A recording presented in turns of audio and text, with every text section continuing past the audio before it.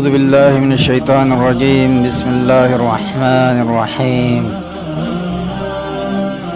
بچوں کو بلانے کا انداز۔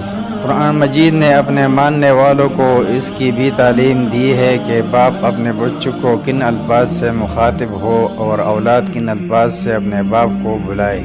قرآن مجید میں اس طرح کے کئی واقعات مذکور ہیں جن میں اللہ کے نیک بندوں نے اپنی اولاد کو خطاب کیا اور اپنی انتہائی محبت و شفقت کے ساتھ ان الفاظ میں مخاطب کیا جن سے زیادہ محبت کے الفاظ کہیں نہیں مل سکتے۔ نمبر 1، حضرت نوح علیہ السلام نے اپنے لڑکے کنعان کو طوفان میں آواز دیتے ہوئے کہا، یا بنیا، اے میرے بیٹے۔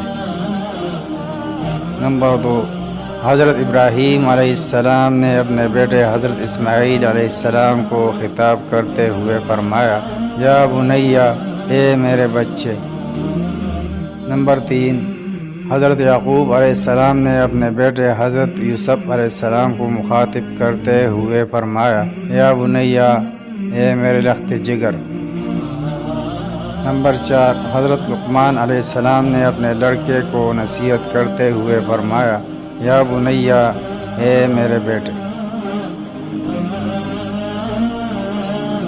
بیماری کا روحانی علاج۔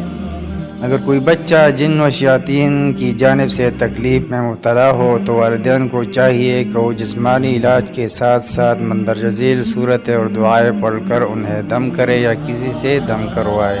نمبر 1، تعوذ و تسمیہ کے بعد پوری سورہ فاتحہ پڑھے۔ نمبر 2، پوری سورۃ الاخلاص، سورہ فلق اور سورہ ناس پڑھے۔